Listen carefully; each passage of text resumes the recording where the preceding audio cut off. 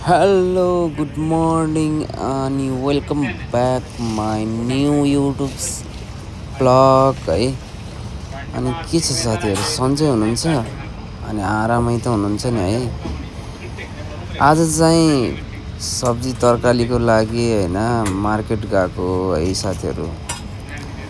तर यो हुन्छ नि सब्जी तरकारीहरूको मूल्य देखेर नि ओहो नि मान्छे त ढल्छ त हौ। स्यालेरी भन्ने हो भने होइन बढ्ने ठाउँमा घटिरहेको छ है। तर हेर्नु न मूल्य भने कहाँबाट कहाँ पुगेको छ हौ।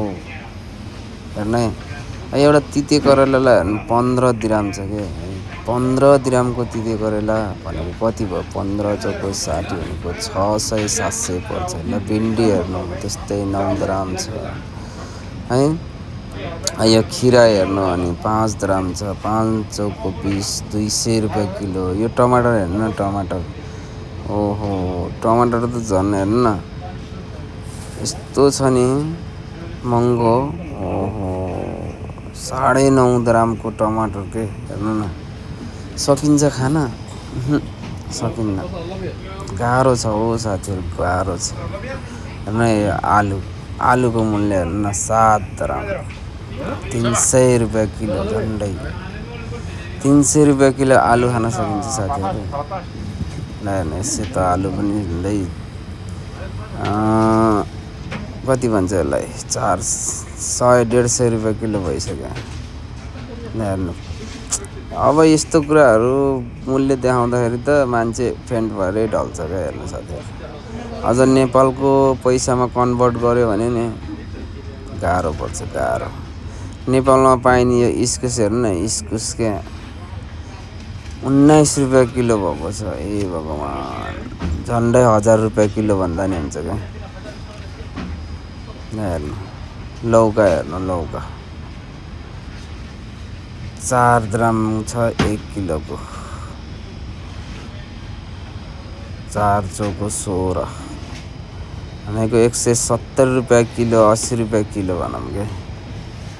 सकिन्न हौ साथीहरू, खान सकिन्न है। स्यालेरी बढ्ला भन्दा घट्छ है। मूल्य बढेर यस्तो भएको छ, रुम रेन्ट यस्तै बढेको छ है। कसरी कमाएर कसरी पैसा बचाएर केही प्रगति गर्ने हौ साथीहरू, गाह्रो छ हो। विदेशमा गाह्रो छ। पाउन त सब चिज पाउँछ है खानालाई, तर मूल्य हेर्नु न, मूल्य। यो इरान र यो अमेरिकाको युद्धले गर्दा पेट्रोलियम पदार्थहरूको मूल्य वृद्धिले गर्दा यस्तो आकाश छ्या। अनि यहाँ पनि अब के भन्नु, बालेन सरकारले मूल्य बढायो भन्नु कि के हो साथीहरू। विदेशमा पनि बालेनले मूल्य बढायो भन्दै हिँड्नुपर्छ कि क्या हो।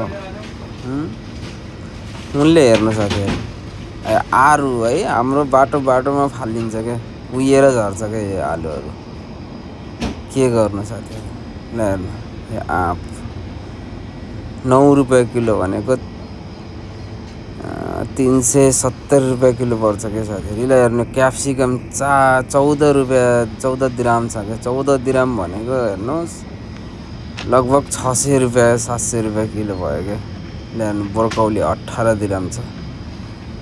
ओहो गाह्रो छ हौ साथीहरू, गाह्रो छ, खान सकिन्न है। यस्तै छ है।